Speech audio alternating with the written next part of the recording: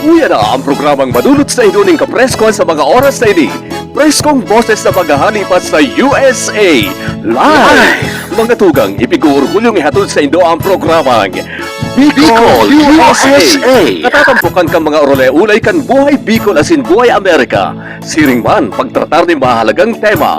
Yaon man ang porsyon kang Dear Vic Samson. Tigsik asin ang mga kansyon Bicol noon. Siyempre, di mahali ang birthday greetings. Uya na, makakaibahan na nindo sa programang BICOL-USA, si Vic Samson.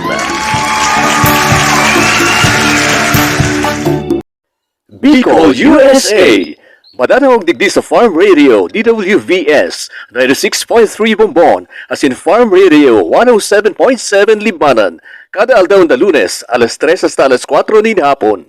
Gikan digdi sa Bicol, ibalik na ang linya sa USA, kaibahan si Vic Samson. Si Vic Samson sa programang BICOL-USA.